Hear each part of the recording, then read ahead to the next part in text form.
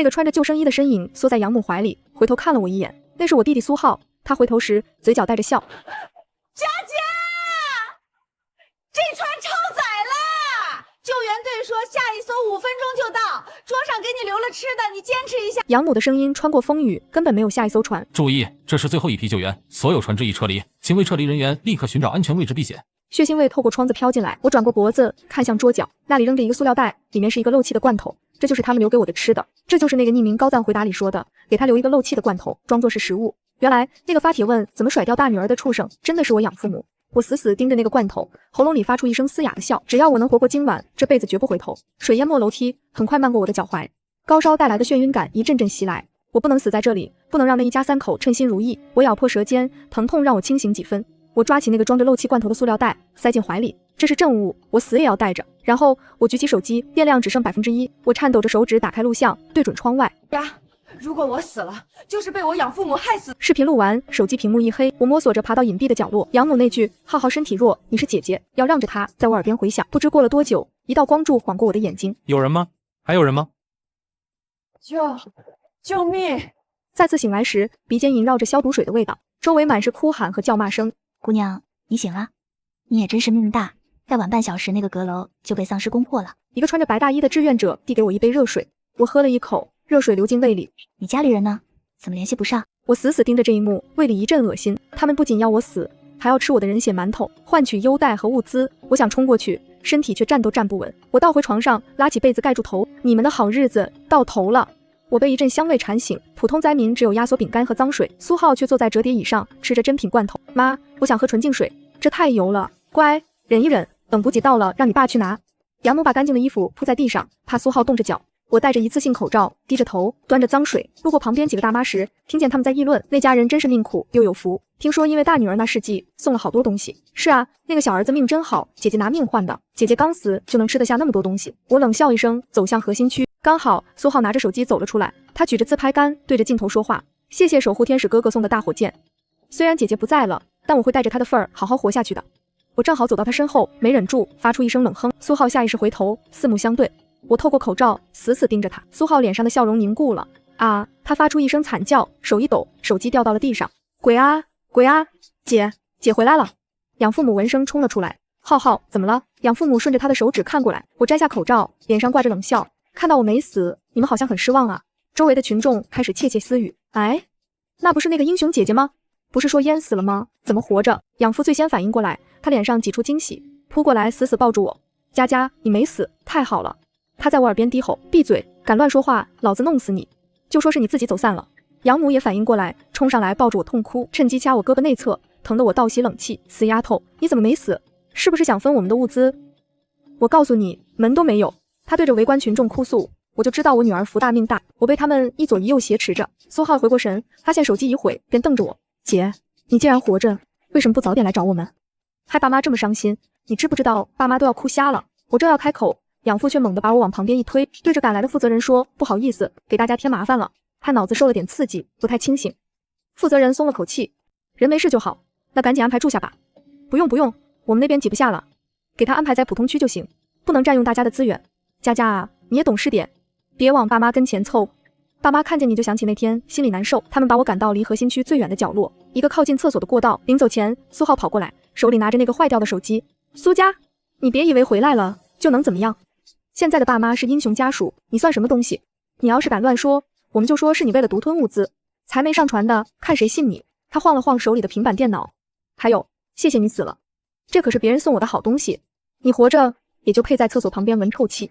看着他的背影，我摸了摸怀里的塑料袋。别急，苏浩，咱们慢慢玩。我的铺位在厕所边，满是臭味。第二天一早，我刚顶回2块饼干，就发现被子上全是罐头汤，苍蝇在上面飞舞。哎呀，姐姐，你怎么这么邋遢？吃东西弄得满床都是，难怪身上总有股馊味。周围的人投来嫌弃的目光。这大女儿看着干干净净的，怎么这么不讲卫生？我抖落被子上的垃圾，把饼干揣进怀里。不能发火，现在还不是时候。中午，养父黑着脸找到了我，他把冲锋衣的领子竖起来，生怕被人认出他。2个罐头被扔在我脸上。你亲妈就在另一个安全区，你去那边投奔你亲妈，这里人多眼杂，你住着也不舒服。我不怒反笑，捡起罐头。爸，另一个安全区都沦陷了，新闻都报了，你是想让我去投奔亲妈，还是想让我去投奔阎王爷？养父脸色一僵，随即怒道：你懂个屁，让你去你就去，生死有命，你赖在这里碍谁的眼？看见你，我就想起没救你的事，我心里堵得慌，堵得慌。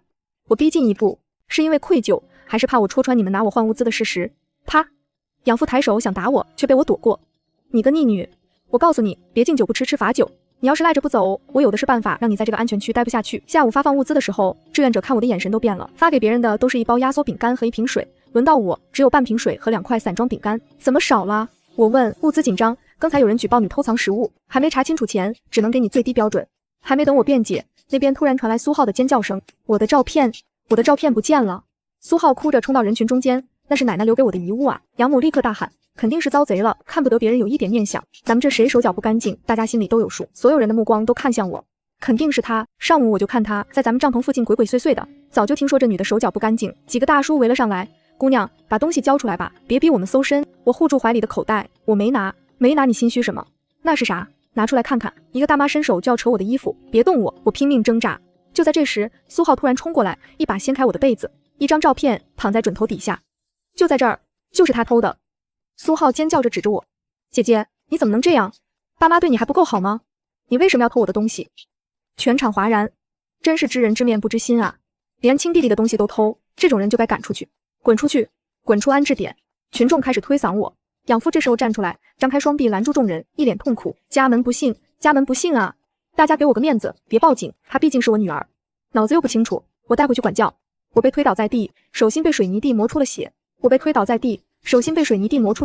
那一家3口脸上得意，周围人目光鄙夷。我摸到口袋里那部在公共充电桩充了电的手机，忍无可忍，无需再忍。接下来2天，尸潮汹涌，物资运不进来，安置点断粮了，每人每天的配给降到了半包压缩饼干。饥饿和恐慌在蔓延，到处是孩子的哭声。苏浩却在核心区里开启了直播。家人们，生活要有仪式感哦。他面前的小桌子上摆着吃的，饿着肚子的人都忍不住看过去。一个小女孩循着香味走过来，盯着苏浩手里的罐头。哥哥，我饿。苏浩瞥了他一眼，皱起眉。去，哪来的野孩子？苏浩一把推开小女孩，小女孩摔倒在地，哭了起来。我走到小女孩身边，把她扶起来，掏出自己仅剩的半包压缩饼干塞给她。然后我看向苏浩，你积点德吧，这些东西本来也是大家冲着我死了才送的，你吃的不烫嘴吗？你说谁呢？这是我的，我想给谁给谁。你个小偷还敢教训我！这边的动静引来了更多人，那是我们家的东西，你个败家玩意儿竟然给外人！他一把打翻了小女孩手里的饼干，饼干碎了一地，混进了泥水里。哇！小女孩哭了起来，那是我自己的口粮，你们还要不要脸？你个死丫头还敢顶嘴！但我这次没有躲，而是抓住了她的手腕。反了，打人了，女儿打妈了！苏浩立刻把直播镜头对准了我，家人们快看啊，这就是那个小偷亲戚，他不仅偷东西，还抢我的救命粮，还要打我妈，这种人怎么不去死啊？太恶心了！这就是那个诈尸的姐姐，这家人太惨了，怎么摊上这种亲戚？现场的群众也被煽动了，几个小伙子围了上来，你干什么？放手！养父为了在镜头前表现，冲过来一把推开我，畜生！我今天就好好教训你！我被推得一个踉跄，但那一巴掌并没有落在我脸上，因为我举起了一个东西，那个一直被我护在怀里的塑料袋，那是他们留给我的最后晚餐。替我爹妈，你也配当我爸？全场愣住了，苏浩的直播间也安静了1秒，大家看清楚，这就是这对英雄父母留给我唯一的东西。我撕开塑料袋，一股馊臭味散开，离得近的人捂住了鼻子，一个漏气的罐头，这就是他们说的吃的，这就是他们说的下一艘船。养父脸色煞白，眼神慌乱，你胡说什么？那是你捡的垃圾。我是不是胡说？你们自己听听。我掏出手机，手指颤抖着按下播放键，并将手机音量调到最大，凑近了旁边志愿者用来广播的大喇叭话筒。你们要不要看看啊？你们是怎么把我一个人留在那栋楼里的？养母脸色惨白，身体摇晃着。不是这样的，我们是迫不得已，船真的坐不下了。你胡说，你就是嫉妒我，你就是见不得我好。我一个闪身，苏浩扑了个空，他摔倒在地，手肘磕在水泥地上，发出一声惨叫。浩，我的宝贝儿子，你这个扫把星，你就是来克我们的，你怎么不去死？你还有脸说亲生女儿你都能扔下不管？我们之前还同情你们，原来都是装的，骗子，骗吃骗喝的骗子，把东西还回来，那些都是大家的心意。养父见势不妙，拉着养母和苏浩就想往外跑。站住！李队长带着几个志愿者赶了过来，他脸色铁青，看着养父母一家，你们给我解释清楚，这到底是怎么回事？李队长，您别听他胡说，这孩子脑子有问题，他……够了，我刚才都听见了，你们以为我聋了吗？姑娘，你说的那些都有证据吗？录音、录像，还有那个帖子的截图都在里面。李队长接过手机，仔细看了起来。过了几分钟，李队长抬起头，你们真是……我这辈子没见过这么恶毒的父母，把他们一家3口的物资全部收回，分给其他人。还有，从现在开始，他们不再享受任何优待。养母一听，立刻跪了下来。李队长，您不能这样，我们也是受害者啊！受害者？你们是受害者？那你们女儿算什么？你们拿着她的死换来的物资，吃的倒是挺香的。去，把他们那边的东西都搬出来。几个志愿者立刻行动起来。养父想阻拦，被2个年轻人按住了。你敢动下试试？那些是我的，你们不能抢。一个大妈啐了他一口。你的？你哪来的脸说是你的？那都是大家看你姐姐可怜才给的。物资很快被搬了出来，罐头、火腿肠、牛奶、饼干堆了一大堆。看着这些东西，周围的人都倒吸一口凉气。我们每天饿肚子，他们藏了这么多东西，太过分了。人群的愤怒达到了顶点。李队长让人把物资重新分配，每个人都分到了一些。他抱着东西，怯生生地走到我面前。姐姐，谢谢你。我摸了摸他的头，不用谢我，这本来就是大家的。小女孩的妈妈也走过来，眼眶红红的。姑娘，对不起，之前我们……没事，不怪你们。周围的人纷纷过来道歉。姑娘，对不起啊，我们被他们骗了，还冤枉了你。我看着这些真诚的面孔，心里的冰冷融化了一些。养父母一家被赶到了角落，那个我之前待的地方。苏浩哭着闹着不肯去。我不要住那里。养父阴沉着脸，看着我的眼神充满了恨意，但他不敢再说什么，因为周围的人都在盯着他们。李队长走到我面前，姑娘，你受委屈了，从今天开始，你住到核心区去。我愣了一下，不用了，李队长，而且我担心他们会报复你。我想了想，点了点头，那就麻烦您了。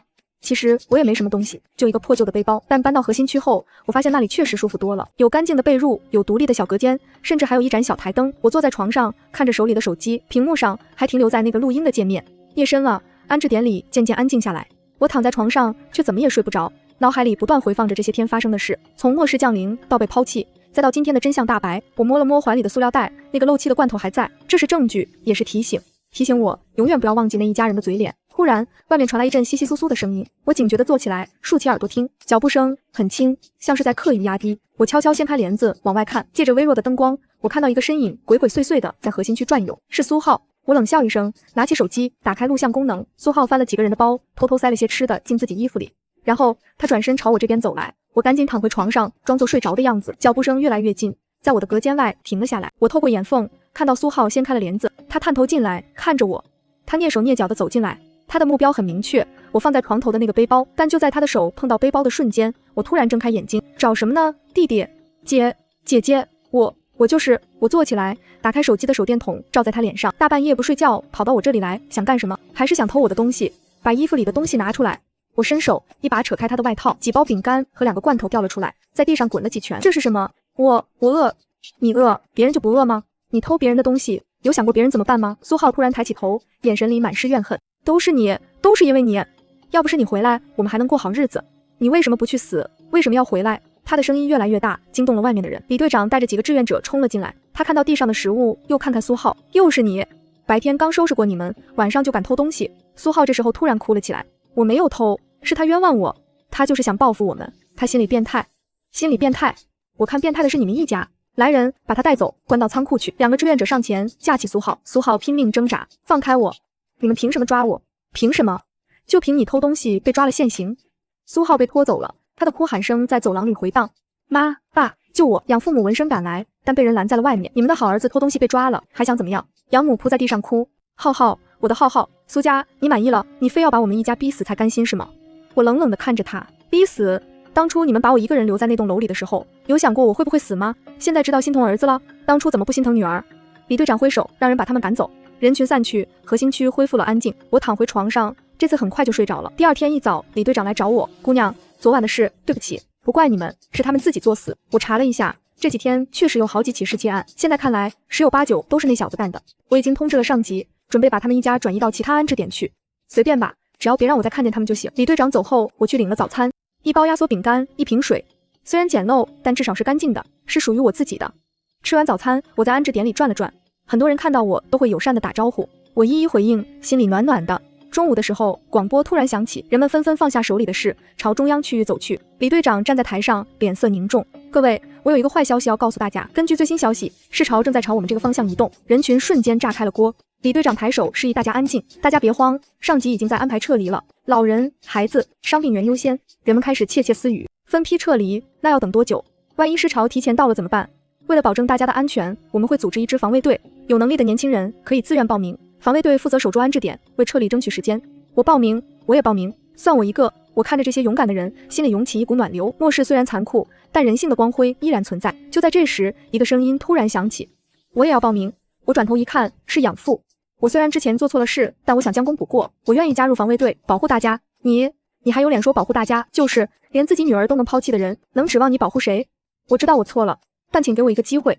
李队长看了他一眼，沉默了几秒。行，我给你这个机会，但是如果你敢临阵脱逃，或者做出任何危害大家的事，我第一个不放过你。养父连连点头，我保证，我一定不会让大家失望。报名结束后，李队长开始安排撤离顺序，我被安排在第2批，因为我年轻。第1批主要是老人和孩子，那个之前被养母欺负的小女孩也在第1批名单里。她妈妈拉着我的手，眼眶红红的。姑娘，谢谢你，要不是你，我们娘俩指不定会被欺负成什么样。我摇摇头，别这么说，互相帮助是应该的。小女孩抱着我的腿，姐姐，你也要快点走哦，不要被怪物抓到。我蹲下来摸了摸她的头，姐姐会的，你也要乖乖听妈妈的话。送走他们后，我回到自己的隔间，开始整理为数不多的物品，一个背包，几件换洗衣服，还有那个漏气的罐头。我犹豫了一下，最终还是把罐头留了下来，这是证据，也是警示，提醒我永远不要忘记人性的恶。夜幕降临，安置点里弥漫着不安的气氛，人们三三两两的聚在一起，小声讨论着。听说尸巢有上万只丧尸，这里能守住吗？希望撤离能顺利吧。我躺在床上，听着外面的声音，突然一阵急促的脚步声传来，不好了，不好了！一个志愿者冲进核心区，仓库那边出事了。李队长立刻冲了出去，怎么回事？志愿者气喘吁吁，那个叫苏浩的小子，他跑了。什么？我也跟着冲了出去。一群人围在仓库门口，仓库的门被撬开了，里面空无一人。李队长脸色铁青，怎么看的人怎么会跑了？看守仓库的志愿者低着头，我去上厕所了一会儿。李队长狠狠地拍了一下门框，废物。他转身对其他人说，立刻搜查整个安置点。志愿者们立刻行动起来。我站在原地，心里有种不好的预感。苏浩这个时候跑出来，绝对不会安分。果然，没过多久，就有人来报告，李队长，物资仓库被撬了，丢了好几箱罐头和水。李队长的脸色更难看了，这个畜生！他立刻带人赶往物资仓库，我也跟了过去。物资仓库的门锁被砸坏了，里面一片狼藉，几个装满食物和水的箱子不见了。李队长检查了一下现场，从痕迹来看，他应该是一个人干的，但这么多东西，他一个人搬不走，肯定有人帮他。我突然想到了什么，会不会是他父母？李队长一愣，立刻派人去查。李队长，那对夫妻也不见了，他们的铺位上东西都收拾走了。好啊，一家子都是白眼狼，偷了东西就想跑，做梦！封锁所有出口，调出监控，看他们往哪个方向跑了。还有，通知其他安置点注意拦截。整个安置点都动员起来了，但我心里清楚，他们多半已经跑远了。苏浩虽然年轻，但心眼多，他肯定早就计划好了逃跑路线。搜查了一整夜，也没找到他们的踪影。可恶，让他们跑了！天亮了，第一批撤离的人开始登车，小女孩和她妈妈也在其中。小女孩趴在车窗上朝我挥手，姐姐再见。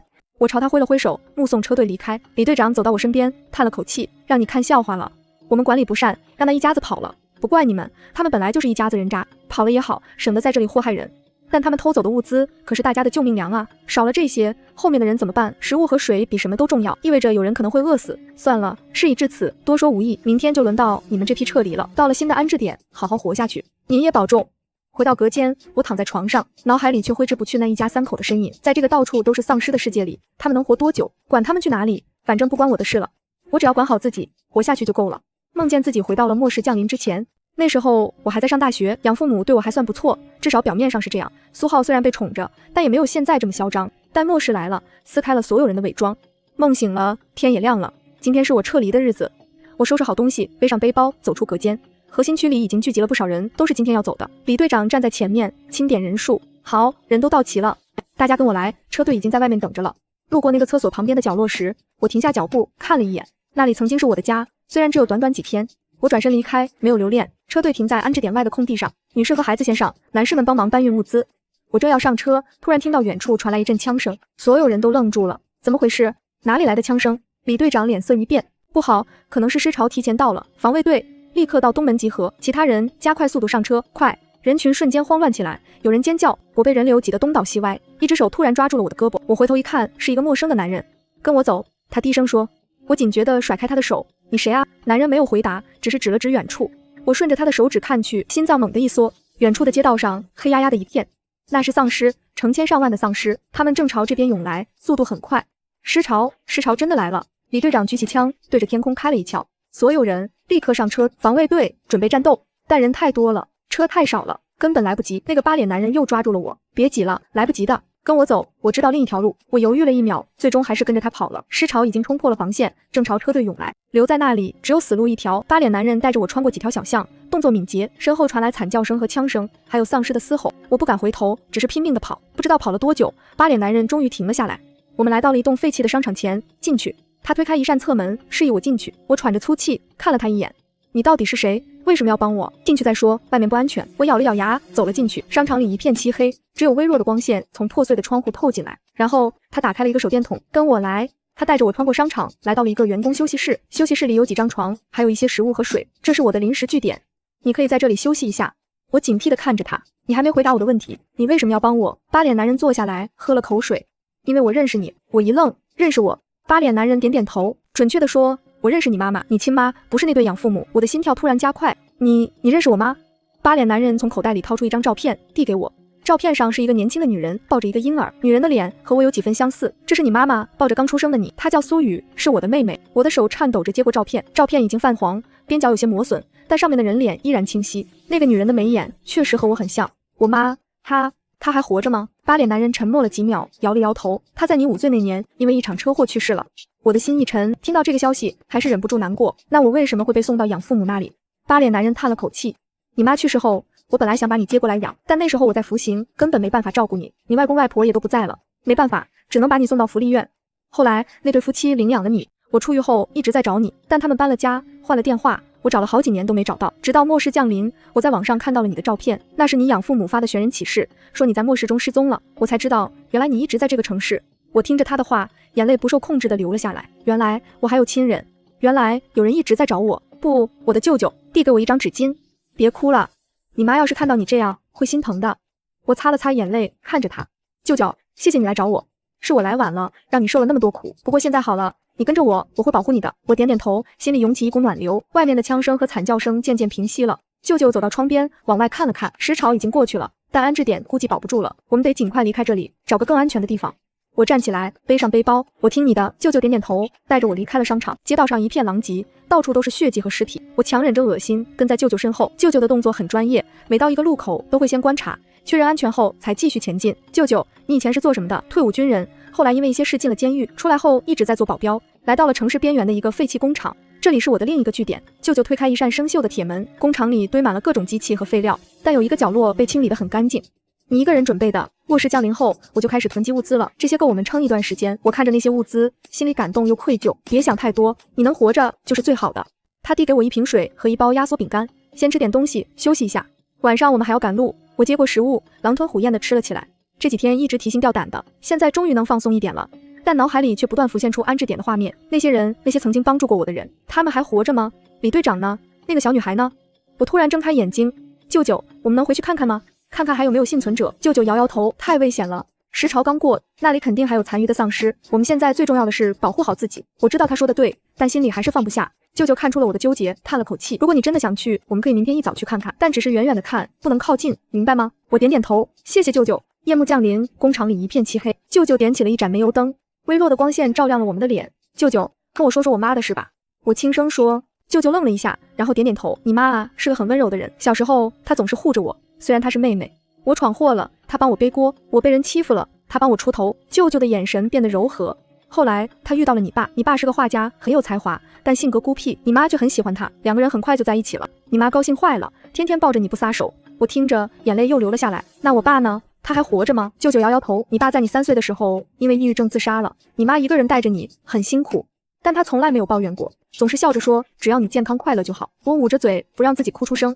原来我曾经有一个这么爱我的妈妈，后来你妈出车祸了。舅舅的声音有些哽咽。我当时在监狱里，连她最后一面都没见到。等我出来的时候，你已经被送走了。我找了你好多年，终于在末世里找到了你。他看着我，眼神坚定。这次我不会再让你离开我的视线。我扑进舅舅怀里，放声大哭。这么多年的委屈和痛苦，终于有了一个宣泄的出口。舅舅拍着我的背，什么都没说，只是静静地陪着我。哭累了，我靠在舅舅肩上睡着了。梦里我看到了妈妈，她穿着白色的裙子，笑着朝我走来。佳佳，妈妈一直在看着你，你要坚强，要好好活下去。我想抓住她的手，但她却越来越远。妈妈，别走！我惊醒过来，发现自己还在工厂里。舅舅坐在旁边，正在擦拭一把枪。醒了，他看了我一眼。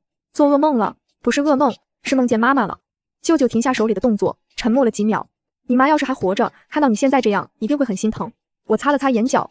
舅舅，我们什么时候去安置点看看？现在是凌晨4点，再等2个小时，天亮了我们就出发。我点点头，开始整理自己的东西。背包里除了几件衣服，就只有那个漏气的罐头。舅舅注意到了，这是什么？告诉他这是养父母留给我的食物。舅舅听完，脸色阴沉的可怕。这对畜生，他咬牙切齿地说，要是让我遇到他们，我一定不会放过他们。他们已经跑了，带着偷来的物资，在这个世界里，他们能活多久还不一定。天渐渐亮了，我们收拾好东西，准备出发。舅舅给了我一把匕首，带着防身，遇到危险不要犹豫。我接过匕首，握在手里，冰冷的触感让我清醒了不少。我们离开工厂，朝安置点的方向走去。一路上，到处都是丧尸啃食过的尸体，场面惨不忍睹。我强忍着恶心，跟在舅舅身后，远远的就能看到那里已经变成了一片废墟，车辆被掀翻，帐篷被撕碎，到处都是血迹。李队长，我喃喃自语。舅舅拉住我，别过去，那里还有丧尸。我顺着他的手指看去，他们的嘴边还挂着血肉，显然刚刚进食过。我闭上眼睛，不忍再看。我们走吧，我低声说。舅舅点点头，带着我离开了。回到工厂后，我一直闷闷不乐。舅舅看出了我的心思，但没有多说什么。晚上，舅舅煮了一锅粥，吃吧，别饿着自己。舅舅把粥递给我，我接过碗，小口小口的喝着。舅舅，我们接下来去哪里？舅舅想了想，我听说北边有个大型安置点，我们可以试着去那里。我点点头。那我们什么时候出发？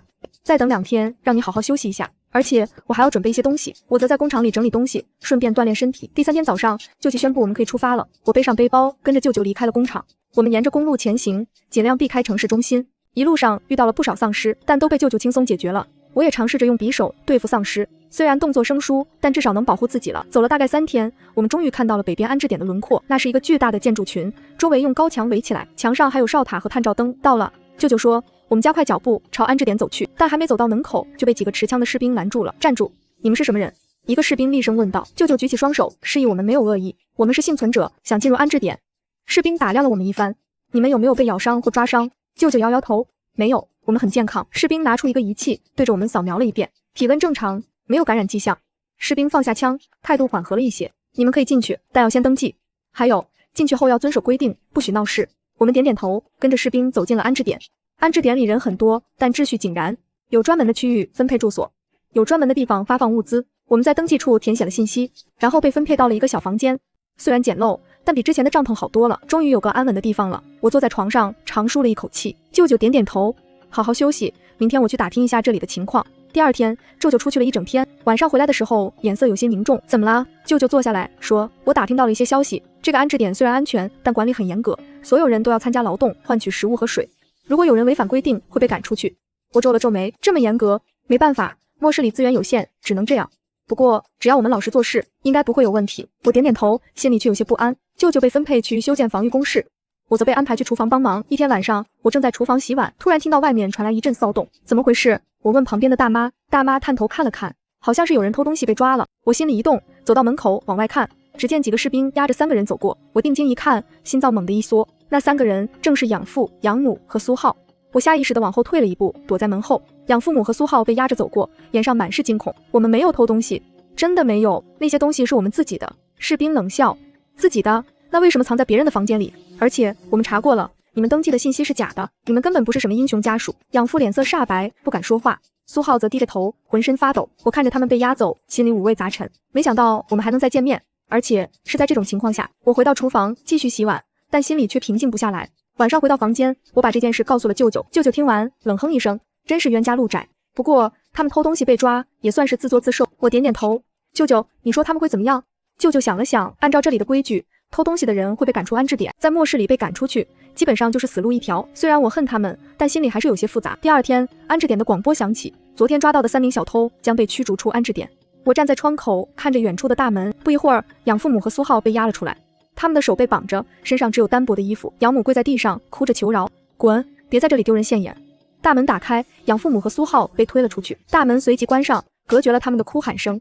我看着他们的背影，心里没有一丝同情，这就是报应。他们当初怎么对我的？舅舅走到我身边，看够了吗？我点点头，够了。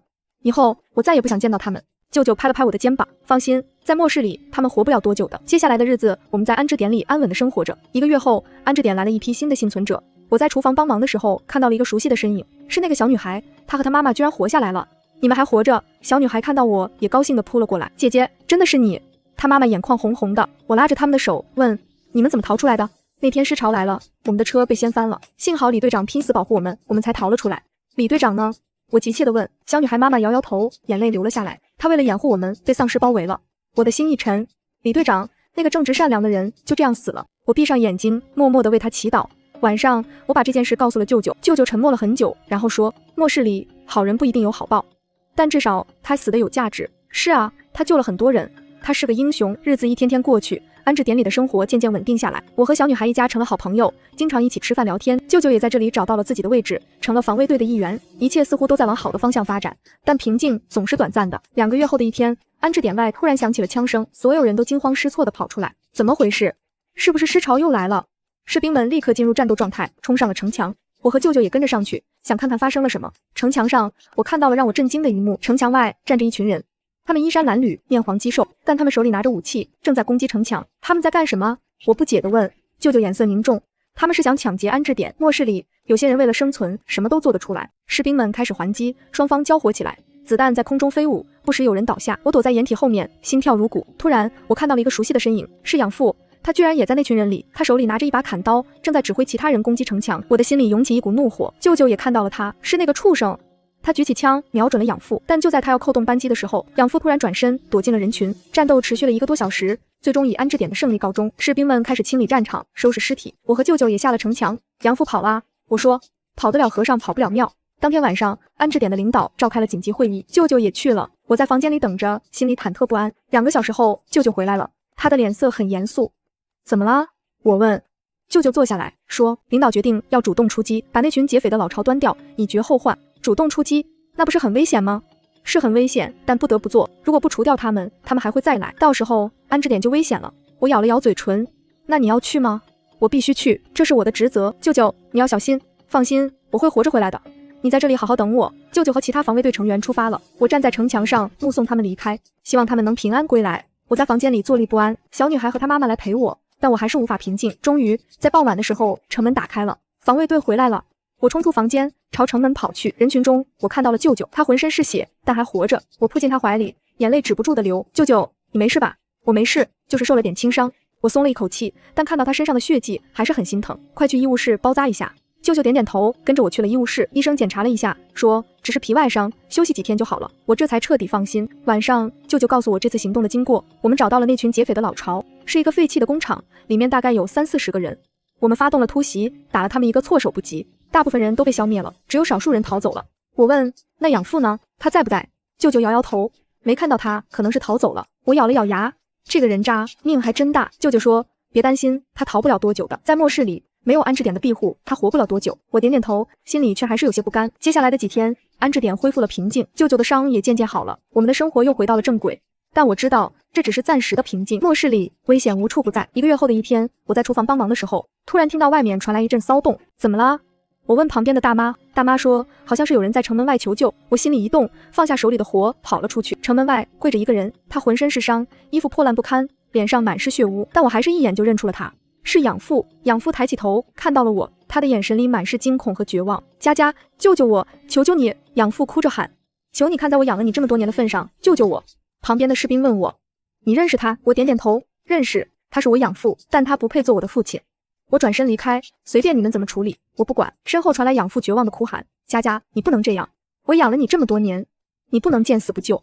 我停下脚步，转过身，冷冷地说，你是养了我，但你也利用了我，抛弃了我，差点害死了我，现在你凭什么要我救你？养父哑口无言。你还记得那个漏气的罐头吗？你还记得你是怎么把我一个人留在那栋楼里的吗？你还记得你是怎么拿我的死换取物资的吗？养父的脸色惨白，身体颤抖着。周围的人听到我的话，纷纷投来鄙夷的目光。士兵挥了挥手，滚，别在这里碍眼。他吓得连滚带爬的逃走了。我看着他狼狈的背影，心里没有一丝波澜。舅舅走到我身边，做得好，有些人不值得你心软。我点点头，我知道那天晚上我做了个梦，梦见自己回到了末世降临的那一天，但这一次我没有被抛弃，我和舅舅在一起，安全的逃离了那栋楼。醒来后，我发现枕头湿了一片，舅舅已经起床了，正在准备早餐。醒了，快来吃饭。我擦了擦眼睛，走过去坐下。舅舅，谢谢你。舅舅愣了一下，谢我什么？我看着他，谢谢你找到我，谢谢你保护我，如果没有你，我可能早就死了。傻丫头，我们是亲人，这是应该的，以后我会一直保护你的。我点点头，心里暖暖的。接下来的日子，安置点里一切平静，我和小女孩一家的关系越来越好，舅舅也在防卫队里越来越受重用。但我知道末世还没有结束。3个月后的一天，安置点的广播突然响起，紧急通知，紧急通知，一股超大规模的尸潮正在朝我们这个方向移动，所有人立刻做好撤离准备。我和舅舅对视一眼，都看到了对方眼中的担忧。这次的尸潮听起来比上次更可怕。安置点的领导立刻召开了紧急会议，舅舅作为防卫队的骨干也去了。我在房间里等着，心里忐忑不安。2个小时后，舅舅回来了。怎么样？我问。舅舅坐下来，深吸了一口气，情况很不乐观。这次的尸潮规模太大了，至少有10万只丧尸，我们根本守不住。我的心一沉，那怎么办？领导决定全员撤离，目标是西边的山区，那里有个军事基地。我点点头。那我们什么时候出发？明天一早，今晚要收拾好所有东西。我立刻开始整理行李，就是一些衣服和食物，还有那个漏气的罐头。我犹豫了一下，最终还是把它装进了背包。这是我的过去，也是我的警示。第二天一早，所有人都聚集在广场上，车队已经准备好了，一辆接一辆的排列着。领导站在台上，大声说：“各位，这次撤离非常危险，但只要我们团结一心，就一定能到达目的地。现在按照分组上车，人们开始有序的上车。我和舅舅被分在同一辆车上，小女孩一家也在。车队缓缓启动，离开了安置点。我回头看了一眼。”这个曾经给我庇护的地方，车队沿着公路前行，速度很快，但没走多久，前面突然传来枪声，车队停了下来。舅舅探头往外看，脸色一变，是劫匪。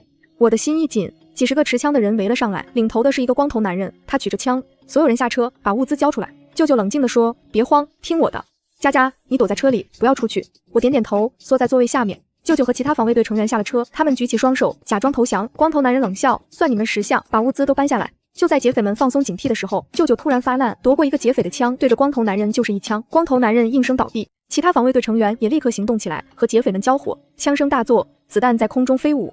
我躲在车里，心跳如鼓。透过车窗，我看到舅舅身手敏捷，一个人就干掉了好几个劫匪。但劫匪的人数太多了，防卫队渐渐处于下风。一个劫匪突然冲到我们的车旁，拉开了车门。他看到了我，眼睛一亮，这里还有个小姑娘。我吓得尖叫起来，拼命往后退。就在这时，一只手突然伸过来，一把掐住了劫匪的脖子，是舅舅。他不知道什么时候冲了过来，舅舅用力一扭，劫匪的脖子发出咔嚓一声，软软的倒了下去。佳佳，没事吧？舅舅关切地问。我摇摇头，眼泪止不住的流。舅舅，我害怕。舅舅抱了抱我，别怕，有我在。他转身继续战斗。经过半个小时的激战，劫匪终于被击退了。好几个防卫队成员受了伤，还有2个人牺牲了。车队重新启动，继续前行。车里的气氛很沉重，没有人说话。我看着窗外，心里五味杂陈。走了2天，我们终于看到了山区的轮廓，快到了。有人兴奋地喊。但就在这时，后面突然传来一阵轰鸣声。我回头一看，心脏猛地一缩。尸潮，密密麻麻的丧尸，像潮水一样涌来。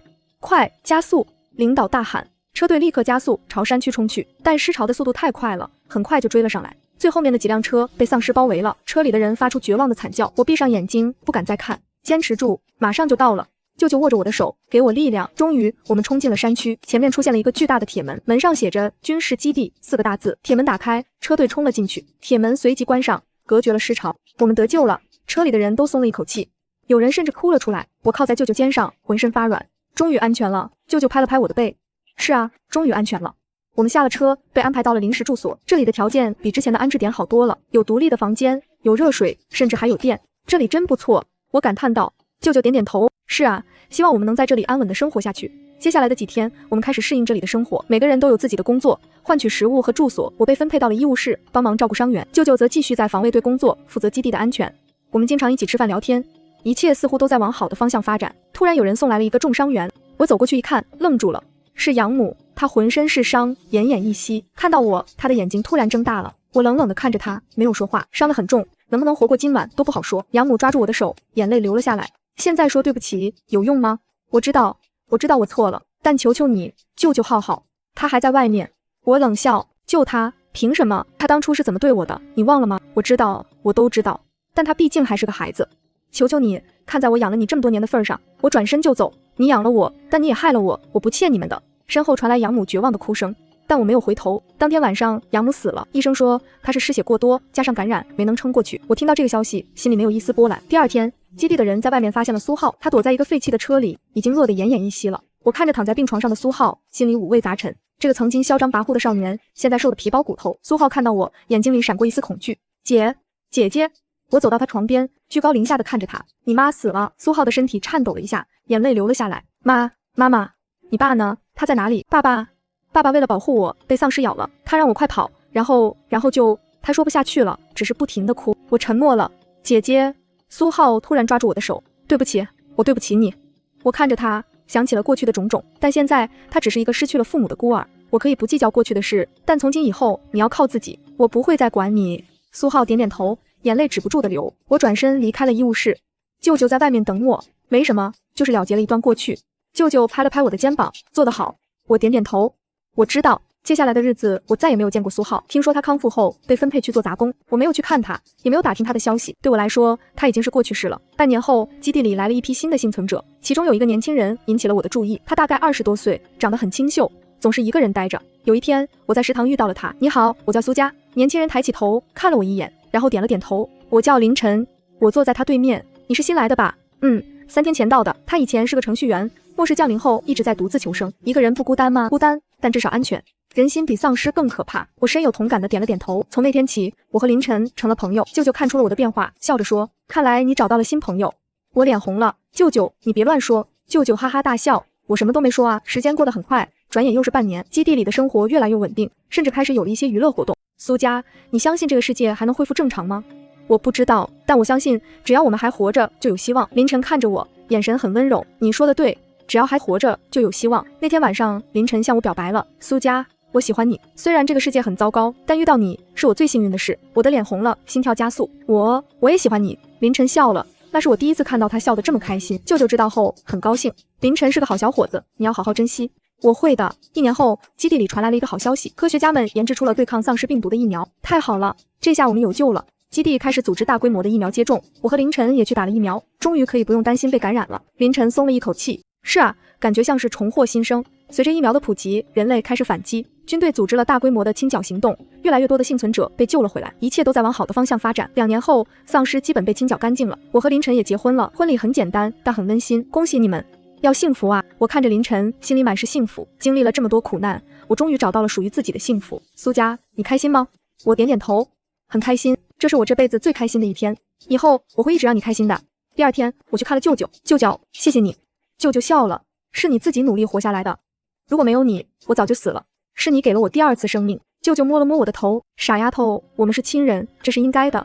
3年后，世界基本恢复了正常，城市重建了，学校开学了，工厂也开工了，但至少人类又有了未来。我和凌晨有了一个女儿，我们给她取名叫林希，希望的希，希望她能在一个和平的世界里长大。凌晨说。我点点头，会的，一定会的。舅舅也很喜欢林希，经常来看她，这孩子长得真像你。舅舅笑着说。我抱着林希，心里满是幸福。有一天，我在整理东西的时候，翻出了那个漏气的罐头。我看着它，想起了过去的种种，那些痛苦，那些绝望，那些挣扎，但现在一切都过去了。我把罐头拿到阳台上，准备扔掉，但犹豫了一下，最终还是留了下来。这是我的过去，也是我的警示。凌晨走过来，看到了罐头，这是什么？我把过去的事告诉了他。凌晨听完，沉默了很久。你受苦了。他抱住我，我摇摇头，都过去了。现在的我很幸福。凌晨亲了亲我的额头，以后我会一直保护你和林希的。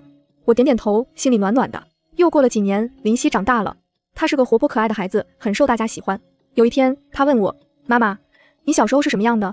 我想了想，说，妈妈小时候啊，经历了很多事，有开心的，也有难过的，但最重要的是，妈妈学会了坚强。林希似懂非懂的点了点头。妈妈，我也要像你一样坚强。我摸了摸她的头。好，妈妈相信你。10年后，世界已经完全恢复了，我和凌晨也老了一些，但依然相爱。舅舅的头发白了，但身体还很硬朗。林希已经上中学了，是个优秀的学生。有一天，我收到了一封信，信是苏浩寄来的。我愣了一下，犹豫着要不要打开。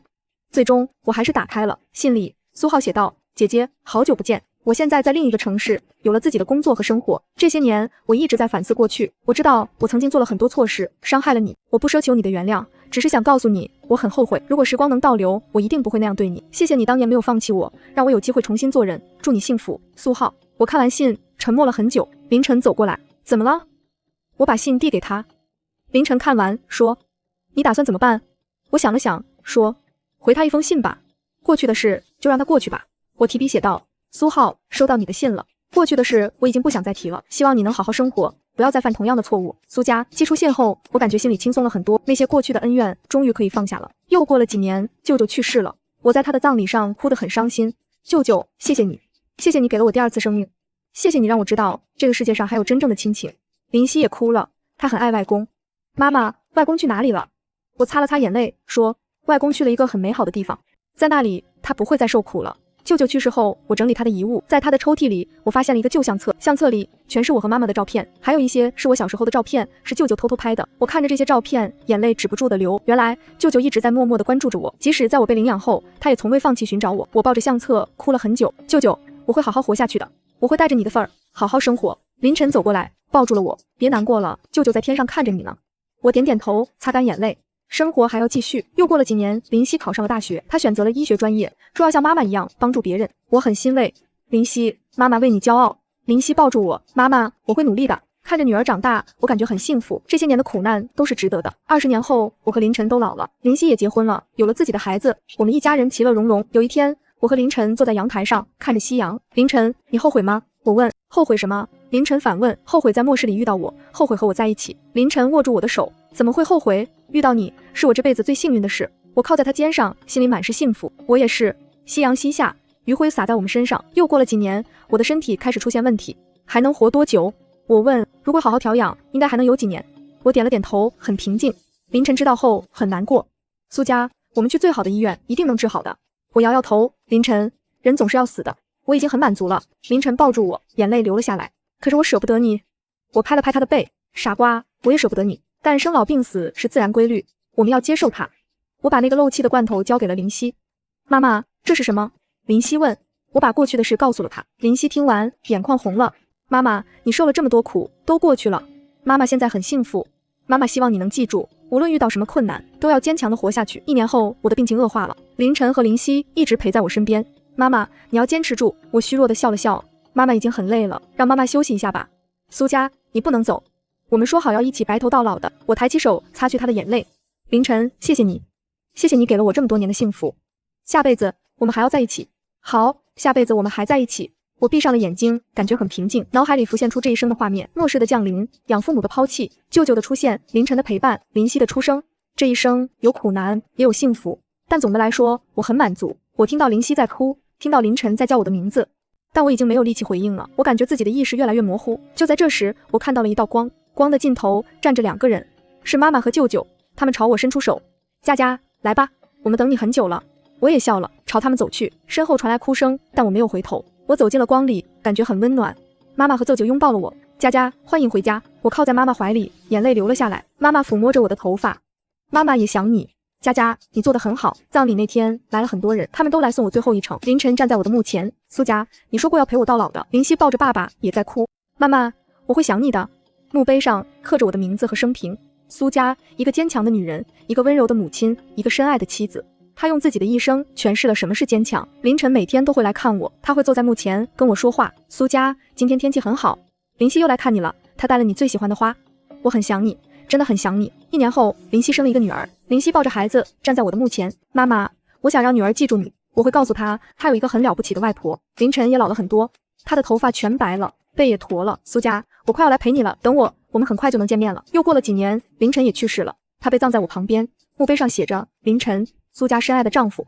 他用一生守护着她，直到生命的最后一刻。林夕站在2座墓前，眼泪止不住的流。爸爸妈妈，你们终于又在一起了。时光荏苒，转眼又是几十年，世界继续发展着，末世已经成为了历史，新的一代在和平中成长，他们只能从书本上了解那段黑暗的岁月。林夕也老了，他成了一名德高望重的医生，他经常给年轻人讲述妈妈的故事。我的妈妈是一个很坚强的人，她经历了末世的苦难，被最亲近的人抛弃，但她从未放弃希望，从未放弃生活。她用自己的经历告诉我们，无论遇到什么困难，都要坚强的活下去。年轻人听得很认真。林医生，您妈妈真了不起。林夕笑了。是啊，我妈妈很了不起，她是我一生的榜样。她根据外婆的经历写了一本书，书出版后引起了很大的反响，很多人被苏佳的故事感动了。这是一个关于坚强和希望的故事。林佳站在妈妈和外公外婆的墓前，这就是人性的光辉。